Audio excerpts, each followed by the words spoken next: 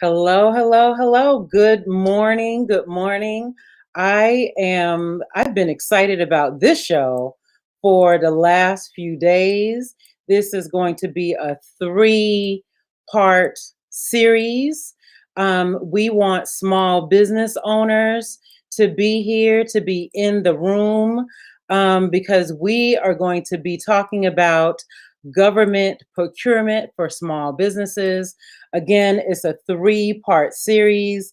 I'm really thrilled because I have someone that I really respect that is going to be here today for part 1. Be prepared. Tomorrow we have Nancy Pigeon that is coming back. You were able to meet her a few weeks ago, and because of so much feedback that came to us about her presentation and the curiosity and getting prepared, we are bringing her back. And then we are bringing my good friend Thomas Burns in on the final day on Friday. And he is going to be talking about, we're calling it his segment, Be Connected.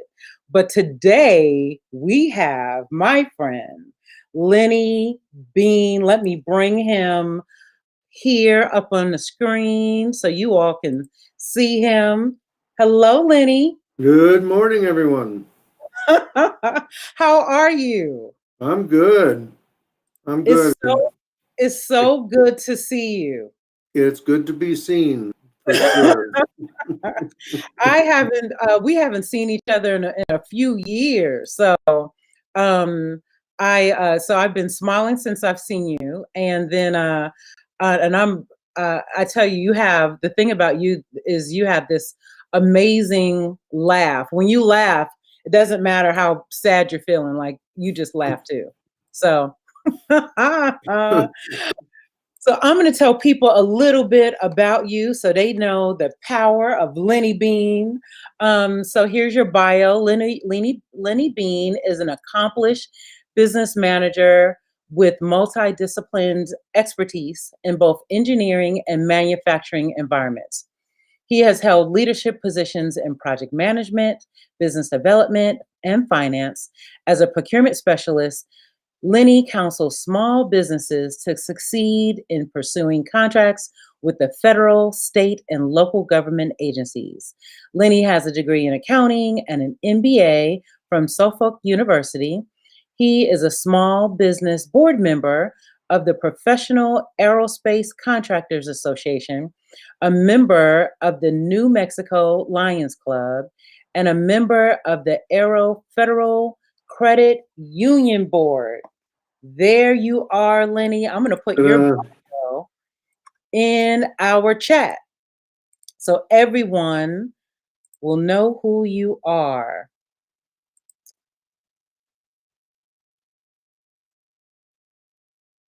Oh.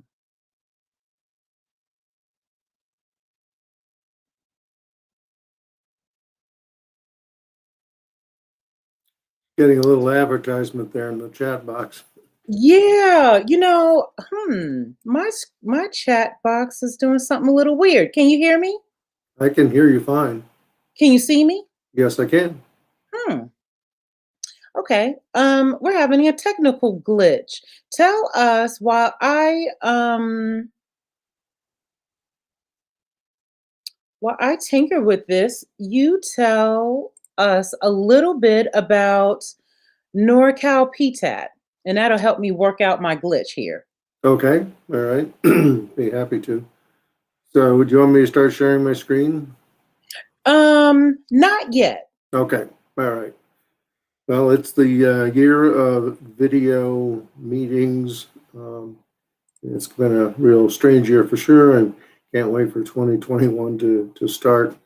I think we're all there. But Northern California Procurement Technical Assistance Center. So we operate under our primary funds come from the Defense Logistics Agency. So we have a grant. It's hosted by Humboldt University. Lenny? Yeah. I think we're getting feedback from the shared screen. I'm hearing you twice.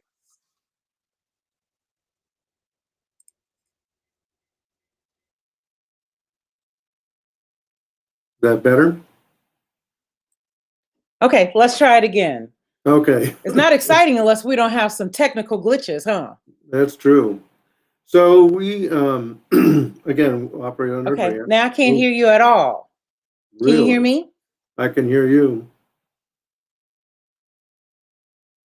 Can you see me? Nope, I don't hear you. No.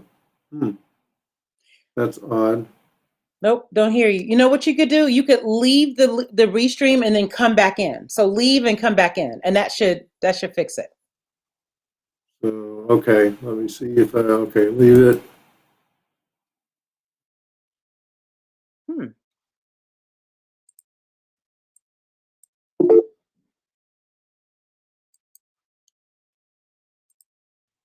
Okay, can you hear me Hi, now? Lenny, can you hear me? Yes, I can. Can you hear me? Okay, because I see Lisa is saying that she can hear you. Let's see. Lisa, can you hear me?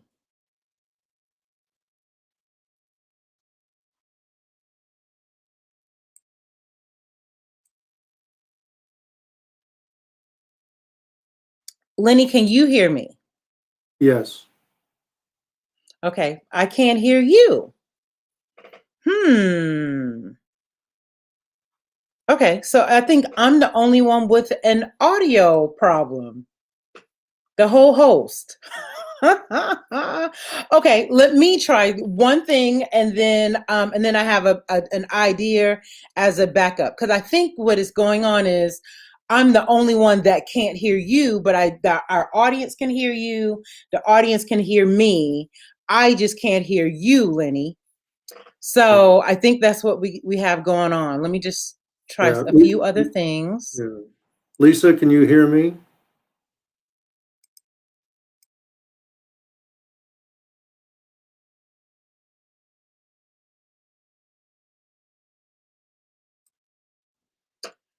Let's see. Lenny, say something. Let's see if we could hear. All right. I'm here. Back again. So Lisa can hear me. Okay, this is going to be interesting. I'm just brainstorming on how to do this, because everyone can hear us both. I just can't hear you, Lenny. Interesting. Okay, this is we're going to test, and we both sound perfect. Okay, so this is how we're going to test this, and this is going to be interesting. So we're going to proceed with the show, and I want everyone that is listening to us right now in the chat, I want to make sure the chat works.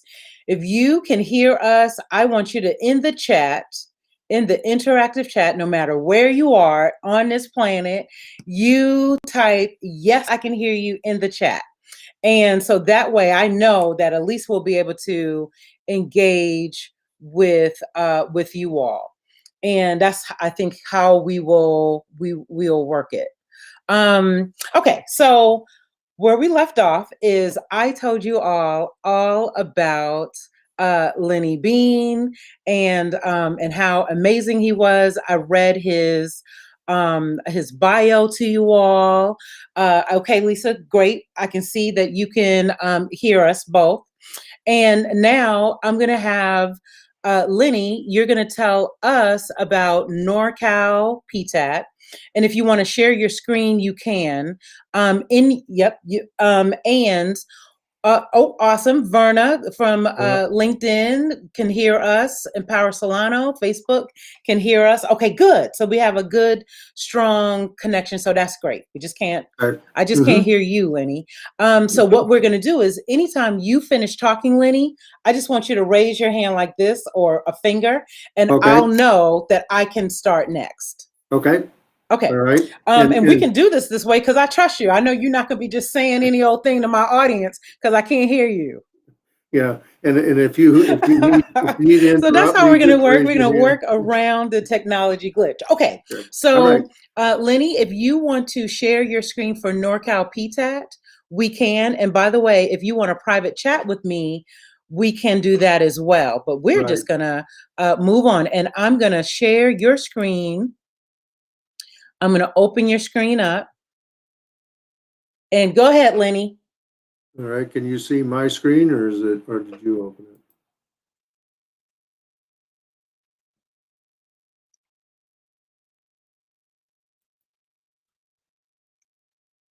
Okay, so moving right along, let me talk a little bit about what we do. I think most of you heard that we're under a grant from the Defense Department. There are probably 60 or 70 PTAC locations across the U.S. And so we all are hired. Most of us have a lot of procurement experience. Mine was 35 years with a military contractor, doing everything from finance to program management. There are probably 60 or 70 PTAC locations across the U.S. And so we all are hired. Most of us have a lot of procurement experience. Mine was 35 years with a military contractor, doing everything from finance to program management. There are because we're under a federal grant, there is no cost to all businesses to us. Most of us have a lot of procurement experience. And I'm getting feedback here of my voice, so it's a little difficult. But different backgrounds, we do a lot of one-on-one counseling. We have a service calling. We set up a search engine so you can go out and search federal and some of the local opportunities. We have lots of training, network opportunities. Although the COVID situation, we've not been able to do the big events that we've had in the past. However, we are looking at doing something on a more virtual basis to get you connected to buyers and small business specialists in the government agencies. So one of the things I wanted to focus on today, and I want to take questions on any of this, and you'll hear more from Nancy and from Thomas over the next couple of days on certifications and things of that nature. What I've been involved in, Nancy, is more focused on some of the other areas of interest. And one of those things I want to talk about today is, as you get prepared, or as you are thinking of maybe going to the government, or if you are a government contractor already, or you're a subcontractor to a prime contractor. Prime has the federal contract and you're a subcontractor to them, you are going to need to be cybersecurity certified.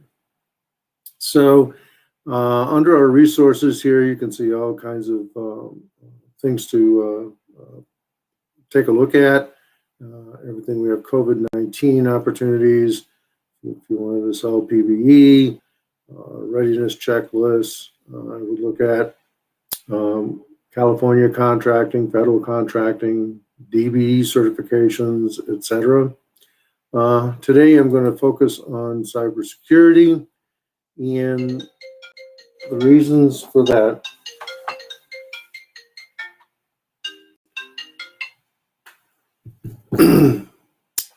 Sorry about that.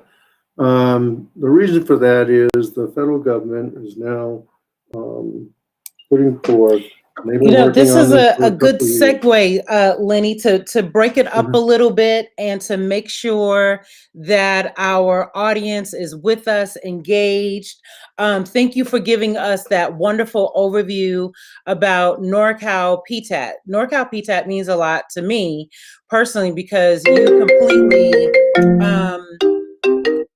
we just have phones ringing. You completely helped me, NorCal, with my business. I got into government contracting because as I was a I had a marketing firm, have a marketing firm, and I was working with clients, small business clients, and the small business clients that were doing the best financially were the ones that had government contracts, either local, federal, state government contracts. And so I started looking at, I called norcalptac because you all offer free services and you all are so wise. So I called you guys and said, I want to do government contracts too. I have a marketing firm. So you all were able to help me get on an email list where I get email blasts every few days of any government contracts that are out there that have keywords that are in my small business. So I get those very targeted emails and I look at those RFPs and RFP, request for proposal, and I saw one that I thought fit me perfectly. You all taught me, so I responded to it. I drafted the response, sent it to you guys. You guys looked at it, would help me go back and forth and tinker with it. And by golly, I got that contract. And that was my first of many contracts. And now, years ago, government contracts was 0% of my revenue stream. And now, as a business owner, it is, haven't done the math recently, but it's probably about 75% today. So you all have completely changed and revolutionized my business. And I'm just thrilled to have you and the team that is coming about. So now you're about to jump into cybersecurity, Lenny. So I'm going to let you do that. I can hear you over my phone. I'm still not able to hear you on the computer. So I'm able to follow.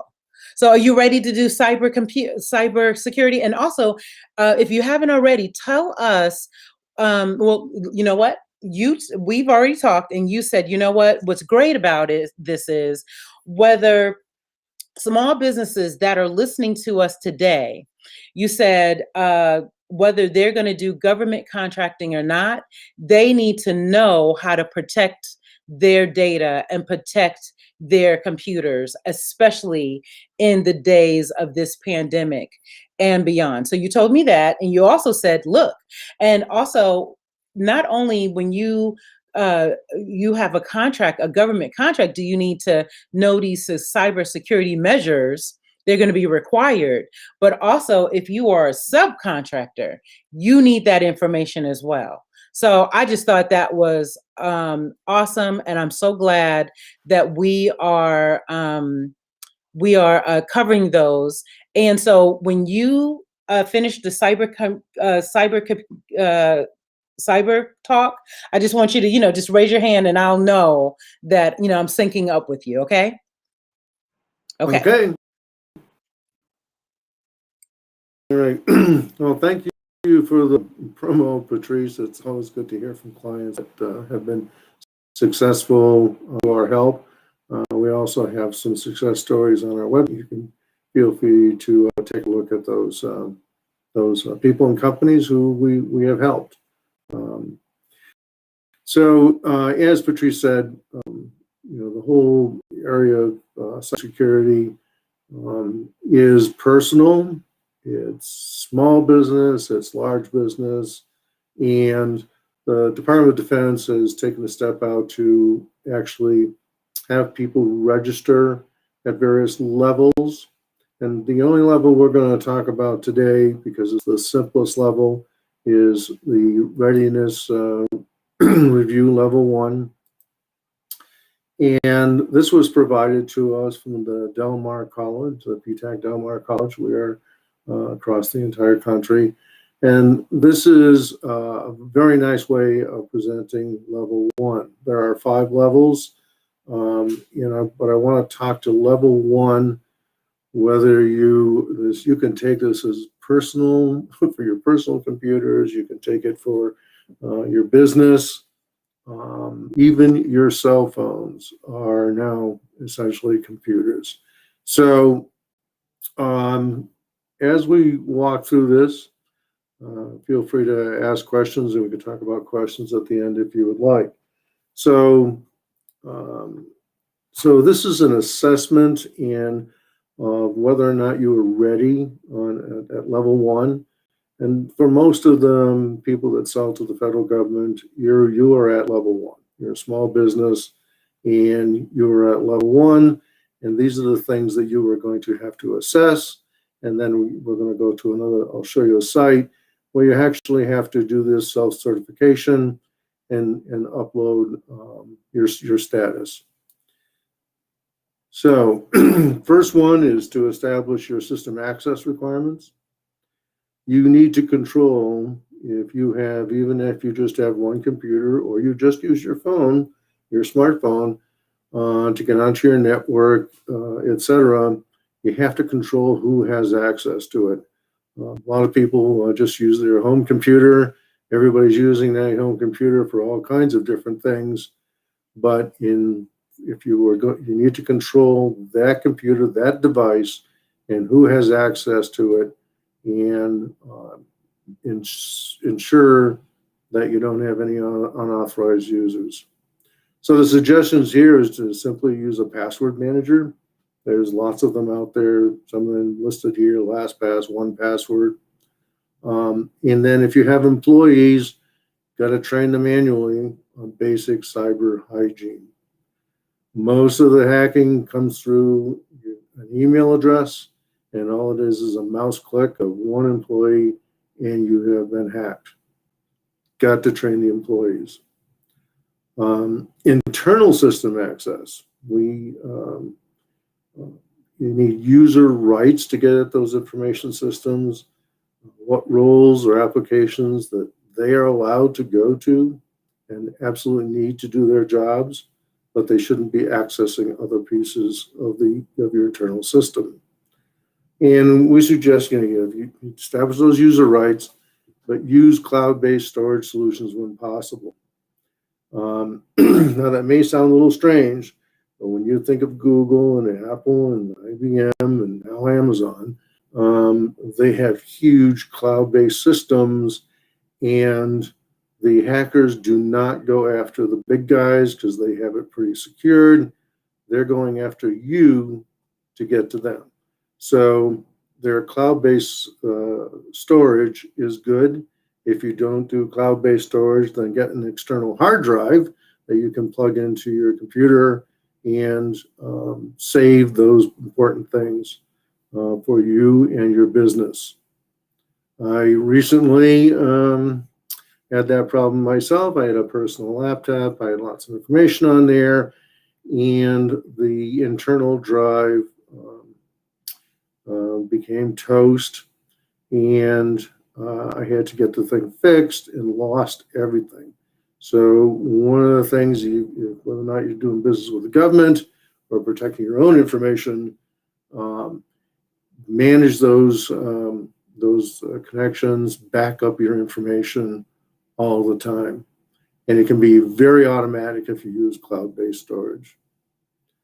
So, and outside network, limited data. You want to limit those personal devices from accessing your network and information. Sensitive information like FCI, and FCI is federal classified information. You really need to protect that. Particularly, it's more prevalent in research and development contracts and things of that nature, where you would have federal contract information. And the other thing too is, if you do have contracts with federal contract information, there's a certain amount of time you should be holding them, and then you destroy it. The CUI is controlled unclassified information. This can be a whole potpourri of things, from health to your banking information, and any other technical information that you've developed, your intellectual property. You need to keep people from getting to that information. So one of the things you need to know is what's your CUI, and if you have any DoD contracts, what is FCI, and make a list of those items. So some suggestions: don't use generic email addresses, and your website development. Don't allow retail providers to host it. You should have your own website, and it needs to be secured. I see a lot of websites, even government websites, that is, if you look at the top, it says HTTP. They should all be HTTPS secured, to make sure that your websites have that S at the end. And by the way, maybe to talk a little bit, it just sometimes gets very technical, the terms we use and everything. But a lot of people say, oh, well, that's the IT's problem. My website developer is going to take care of that. It is your problem. It's all of our problems. And everybody has to be involved in the entire business and understand what they need to do to prevent people getting into their system, getting at their information. So you only want to grant access to authenticated entities, right? And you need to confirm those identities before you allow the access. Before it is granted, verify the user or device. Okay. So as far as verifying the device, one of the things that I've seen recently is the government is tying the individual to the device. So if you have a laptop, you have a smartphone, it has what is known as a MAC address, MAC. All right, you can quickly Google that and find out how to get to the MAC address on your device. So, one moment.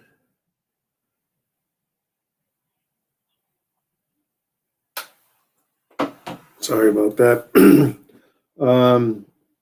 So you need to get to, then you want to assign usernames and passwords once you authenticate them. And that MAC address is used, again, to tie those people. So if you're... Lenny, while you're looking for that, you were talking a little bit about website security, and that all of our business websites should be secured. And I just want to highlight how important that is. Website development is part of our business models. And what we've had to do was move all of our small business websites from unsecured servers to secured servers. So call your hosting account, and people do have different ones, Bluehost and GoDaddy and different ones, and let them know that you want to be you need to be transferred to a secured site with the S at the end. So anyway, I just want to kind of throw that in, how important that is. So go ahead, Lenny, to your next section. Okay, all right. So media protection. Everybody's running around with their portable devices and their phones and everything, and you want to make sure you sanitize any of your media. So again, if it's that federal information, and by the way, if you have a federal contract and don't know whether or not you have FCI, please email the buyer and get some acknowledgement of what constitute federal classified information. And you're going to want to follow the rules on shredding that information. Again, routine, regular system and file backups every single day. Develop some practices, because you don't want your payment cards, your business, your financial information, or any intellectual property to be taken over by some hacker. So physical protection. This would be the physical area, perhaps. Is there, even if you have a home office, is it, do you prohibit anybody playing games on your computers you use for your business? It could be as simple as that as your home office. If it's larger than that, you need to keep a record of who has access to your facilities, your equipment, and suggestions are like badges, key cards, locked doors, and if you have visitors, even in a home, just create a log of who those visitors are that you access to your system. Control communication at system boundaries. Consider separating what happens in your business from other areas. So you're not having everybody on the same network. So perhaps it's when you have your internet coming in, maybe it's breaking that internet into two separate firewalls so that you can only get access into the firewall or the internet system that you designate for those people. So, so you want to dedicate your network equipment with a separate router. So use a separate router for your business and a separate router for your home use. You don't want your business and your home use, like the one that goes to your smart TV, to be on the same router. If it is on the same router, I recommend you, if you can, set up two distinct passwords for that information. But the best way is a separate router. So you want to be able to recognize the alerts. So you want to have a system. These are some like Office 365, Windows 10 Pro, etc. There's the two-factor authentication. I think Lenny, I'm feeling like a lot of us may need IT assistance. So if there's any IT folks that are available, do this as a business to help small business owners separate their router. This is great information that I've never heard of before. I'm absolutely like many of us, no longer in the office. My office is my home, and I do everything from that one router. So you're saying we need two routers. Anytime that we're doing business type of work, we have this one router, and anything that, all our smart TVs, our cell phones, our game systems, all of that should be on a home router. Is that right? That's correct. I would keep it as separate as possible. Yes. Let me give you an example, a little bit bigger example. But the Home Depot it was in Arizona, and a Target got hacked and got credit card information. Hackers got in and got credit card information. The way they got in was through the small business that took care of the air conditioning systems. So they connected that small business, they being Target and Home Depot, to their system. They allowed them to get into their system to do their updates, etc. You want to firewall those off. So if you have maybe subcontractors, you want to limit where they can go in. Separate logins, two-factor authentication, the individual, the device they're going to use, all should be documented. So as far as software updates, a lot of it comes through automatically, like with Office 365 or Windows 10. But if you're not getting software updates, take a look at whether or not you should purchase support, and what is the management process if a patch comes through. And when you do this certification process, you have to show how you go about doing that and who is your support to prevent people to get into your system. You're getting your updates on an ongoing routine basis. So the next one is you're going to identify any malicious content. So and by the way, if you work with PTAC, Once you get into the government business and you start looking at things, there's going to be a lot of companies that are sending you emails, text messages, et cetera, to sell you things. All right. And some of them are legitimate businesses. A lot of them are not. And so we have a process. If you think you have something that you shouldn't be getting, we encourage you to contact us, and we send it up to the Department of Defense to investigate. So, and feel free to do that at any time. So obviously we would suggest having antivirus software, anti-malware software. The malware software, a lot of times your antivirus software will have it. Sometimes it's a separate purchase price. The malware is where they hack in to get your information and freeze you out of your data until you pay up. I know of a credit union, and they got in, and the hacker got in and said he wanted $10,000 to get their board of directors meetings information. That's all they went in and got. And you're talking probably 20, 30 years of documentation for those board meetings. And the credit union paid up $10,000 to that malware. Don't want to be in that position. So if you get antivirus software, check to see, as it also include anti-malware software. And again, don't click on unrecognized links. I mean, that's the biggest issue in personally, business-wise. And a lot of it has to do just with training yourself and the people that work for you or work with you.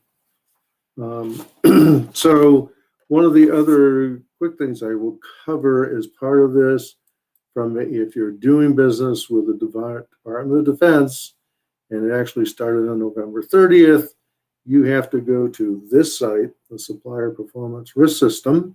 You get to it through our website. We have the links there. And this is where you would upload your responses to that level 1 as a small business. Even if you are a subcontractor, not a prime contractor, you need to post your basic assessments that you did. All right. If it's above level 1, the government's going to come in and audit and do an audit. So one of the things to ask yourself too is and when you talk to your IT people, like Patrice mentioned, take a look at what the cost would be for someone to assist you in that process as you get the additional levels. So that was my presentation. Accept questions.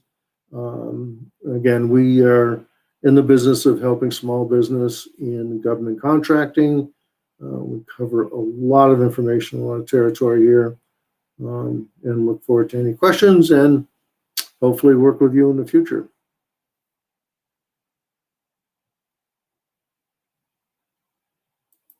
So Patrice, back to you.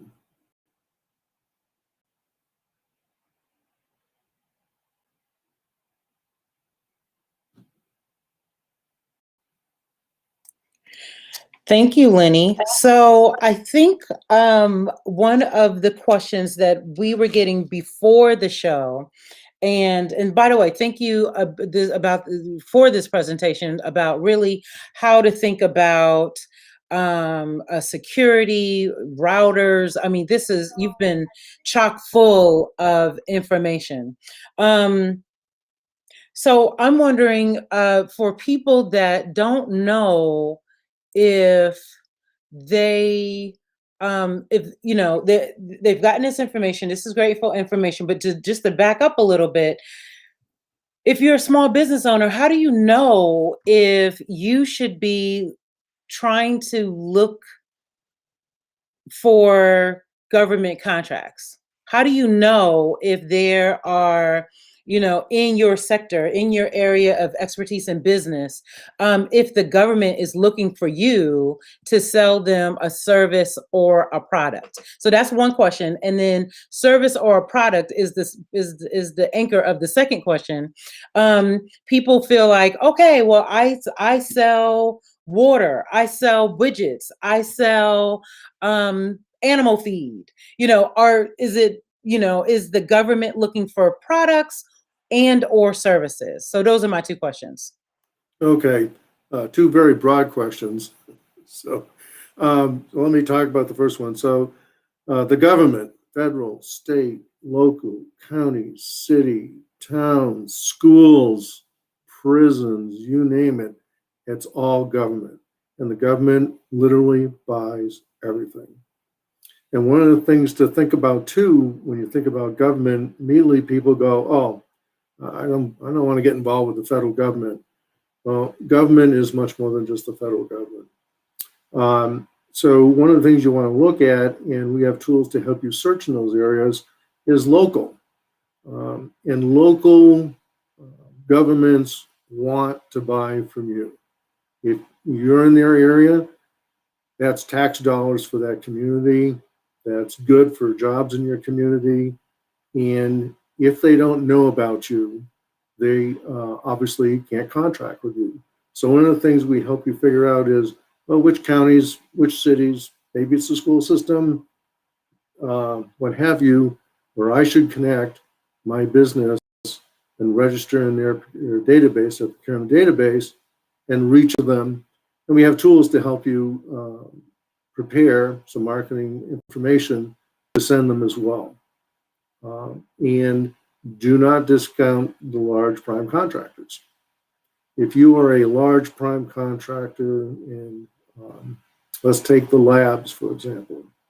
So Sandia Labs, big operation, and they also have their partner lab in California, Livermore Labs. Well, that's operated by a prime contractor. That prime contractor is responsible, per their contract, to run those labs, to up to 50% of what they buy is mandated to go to small business. They don't have a choice. The federal government is mandated by law for 23% of everything they buy to go to small business. Their prime contractors, the big ones, are up to 50%. Most of them are around 35-40% of what they buy. And again, they're looking for those qualified companies, and we can also connect you with some of those prime contractors, because they do have outreach events for prime contractors. The labs do all the time. So, and I'm trying to remember what your second question was.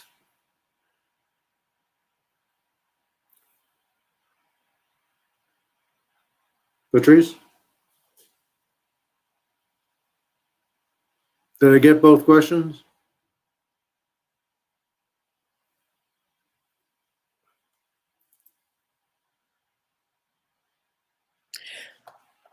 So my second question was surrounding, and I think you answered it broadly, and you said, the government buys everything. The government buys everything. But that second question was people that have products, they don't see themselves, they don't believe that that the government is looking for them. Can you give us examples of products that the government buys? And I know I'm putting you on the spot. You might not, that might not come to mind, but if it does, if you could give people ideas. For example, we have people in the community that makes hair products, natural hair products. Should they be looking for government contracts? Is the government looking for natural hair products? Are they looking for resources to get basic office supplies? Are they looking for the least expensive office supply or supplier of water or of paper? Or are they just looking for someone local? Has Office Max already have that all tied up? Like, can give us a sense of if as small business owners, who are we? Is the government looking for us at all? Yeah, so there's two sides to this. One is, are they looking for you? The other side is, are you looking for them? If they don't know you exist, pretty hard to do. So it doesn't matter what you produce, and let's take the hair, for example, okay? And again, some of the questions I would have for that producer of the hairspray is, okay, so how many, do you have a UPC code? How many stores are you in? What's your volume? Because maybe it's large enough it's called DECA, and what this organization does, and they're headquartered in Sacramento, California, is they support the warfighter around the world. But they don't buy hundreds, they don't buy thousands, they buy millions of product. The other thing on the hairspray is local military bases, as an example. They have malls on those bases. They have kiosks. I even encourage people who, it's Christmas season, it's the holiday season, and you have some products that you typically produce for that time of year, perhaps a kiosk at one of those bases. And we would help you find out who that person is you need to talk to, provide some marketing material, and to see if that makes sense to you. So it can go as small as that. Office supplies, a little bit more difficult. However, there are some very remote locations where they turn to local kind of entrepreneurs, and they give them a list. Here, I need you to go out and buy all of these things. I need these pads, I need these pens, I need these staplers, I need computers, what have you. And so they will work with small businesses. That small business then goes and buys from those large suppliers, Office Depot, what have you, and charge a fee for bringing the product and delivering it. So in some cases, there are some remote locations that require that. Obviously, government contracting isn't for everyone, but because of a lot of the regulations. However, the federal government is looking for ideas from small businesses. If you've come up with an idea, you have a new software, ta-da, to solve a problem, the federal government has set up what they call as other transaction authorities to be able to contract with you on a commercial basis.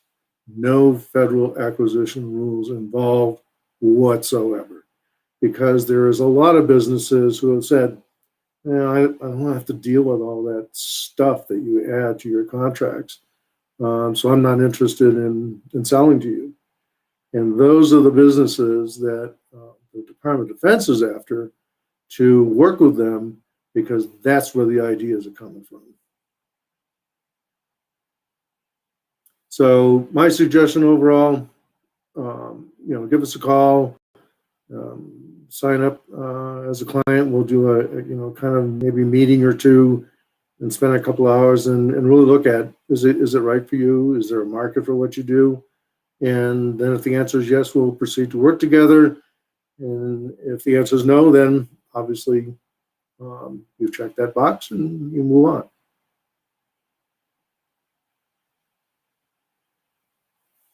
Back to you. To work together.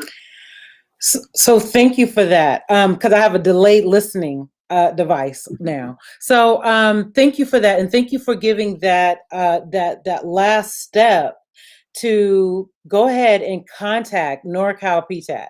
They can, and you're right, you all are brilliant minds. We can call you guys. We put the website up a little earlier. I'm going to do that again here in the next few minutes, www.norcalptac.org, and there is an intake link. Contact us, and you can go through that intake link, say a little bit about you, your business, and you will be connected to one of the fine procurement specialists, depending on what your business is. And it's a great service. And Lenny, it's free, right? It's free. So every single one of you, if you think that you have a connection, you have a product, a service that would be a benefit to the government. They buy so many products and services. I heard billions before. I don't know if that's accurate, but I thought I heard billions between local, state, and federal government.